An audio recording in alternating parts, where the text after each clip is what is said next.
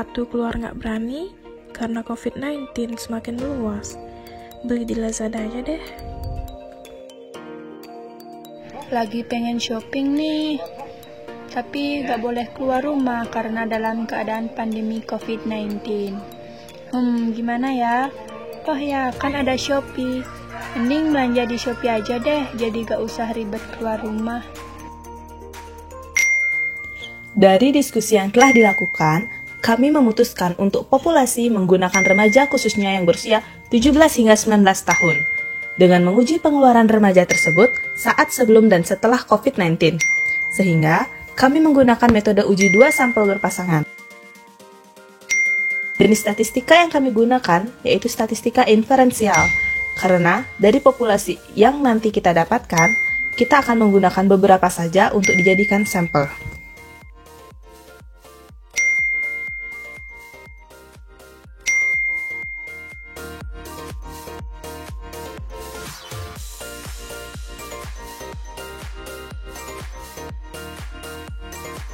Swastiastu.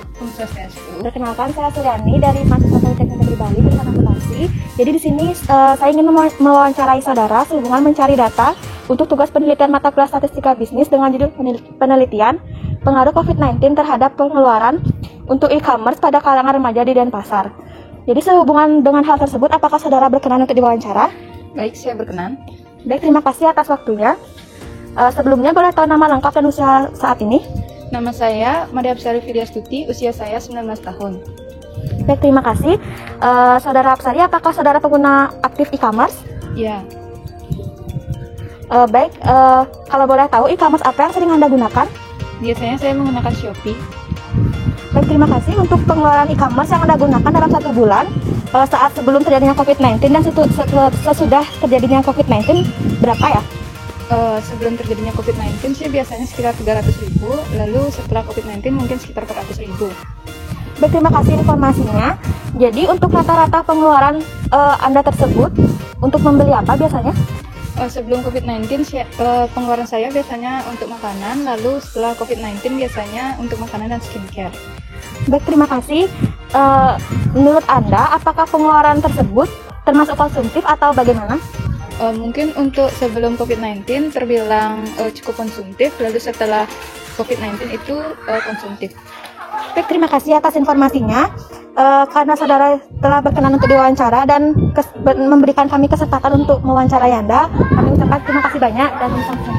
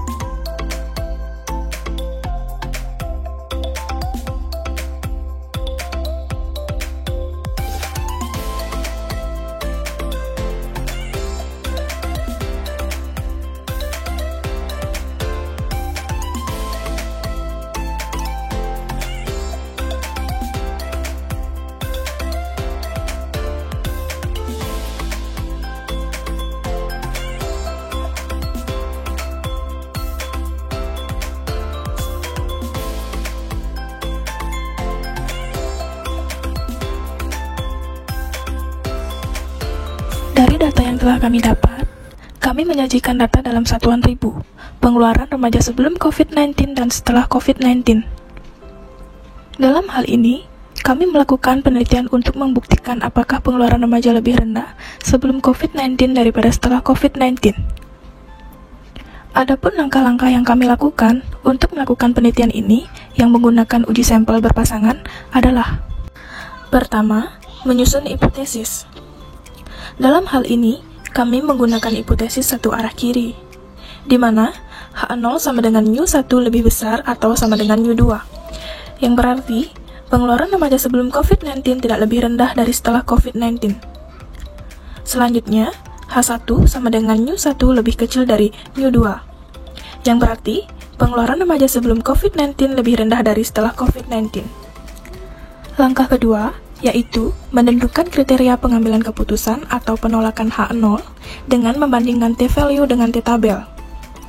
Di sini kita telah melakukan kriteria pengambilan keputusan, yakni dengan besar alfa 5% sama dengan sebesar 0,05, dan derajat kebebasan yakni N-1, di mana N sama dengan 40, jadi derajat kebebasan sebesar 39.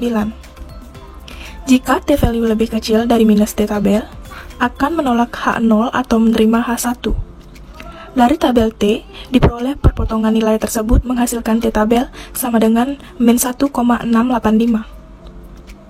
Setelah menentukan kriteria pengambilan keputusan, langkah ketiga yaitu menghitung nilai statistik uji. Untuk menghitung nilai statistik uji, langkah pertama yang harus kita lakukan adalah menghitung nilai selisih.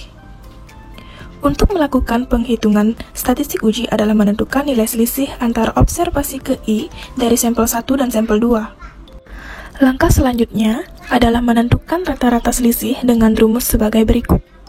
D bar sama dengan sigma DI per N. Dari data yang kami peroleh, rata-rata selisih sebesar min 4,235 per 40, min 105,875. Setelah menentukan rata-rata selisih, langkah selanjutnya yang kami lakukan ialah menentukan simpangan baku dengan rumus sebagai berikut. Akar dari sigma, DI min D bar, kuadrat per N, N min 1.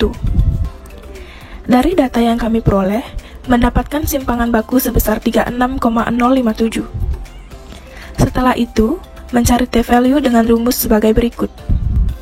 D bar per simpangan baku. Dalam penghitungan data kami, T-value yang kami peroleh sebesar min 2,936. Terakhir, mencari T-tabel. Dalam perhitungan ini, kami menggunakan rumus Excel sehingga diperoleh nilai T-tabel sebesar min 1,685. Langkah terakhir yakni membuat keputusan. Berdasarkan kriteria penolakan H0 pada tabel di atas, hasil analisis pada kasus ini memperoleh T-value kurang dari minus T-tabel. Sehingga, keputusan yang diambil ialah menolak H0 atau menerima H1. Artinya, pengeluaran remaja sebelum COVID-19 lebih rendah daripada setelah COVID-19, dengan besar alfa 5%. Dari kesimpulan tersebut, dapat digambarkan sebagai berikut.